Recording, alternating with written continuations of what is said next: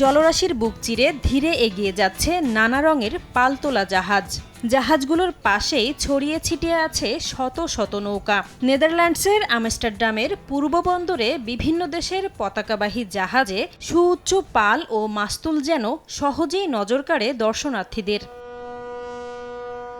Dutch রাজধানীর সামুদ্রিক ইতিহাসের অংশ হিসেবে 5 দিনব্যাপী এক উৎসবে অংশ নিতে বিশ্বের বিভিন্ন দেশ থেকে এসব জাহাজ জড়ো হয়েছে।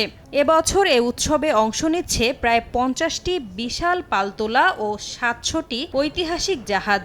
উৎসব উদ্বোধনের পর প্রতিটি জাহাজকে কামানের শব্দ ও জাতীয় সঙ্গীত দিয়ে স্বাগত জানানো হয়। প্রতি 5 বছর পর পর এ অনুষ্ঠান হওয়ার কথা থাকলেও করোনার কারণে 2020 সালের আয়োজন বাতিল করে কর্তৃপক্ষ। ফলে এবার দীর্ঘ 10 বছর পর হওয়া আমস্টারডামের ঐতিহাসিক এ উৎসবে জনসমাগম আরও বাড়বে বলে প্রত্যাশা আয়োজকদের। 10 বছর পর অনুষ্ঠিত হওয়ায় আমরা অনেক নতুন দর্শক পাবো আশা করছি। পাশাপাশি একটি নতুন প্রজন্ম এটা সম্পর্কে জানবে, যাদের এই উৎসব সম্পর্কে কোনো ধারণাই নেই।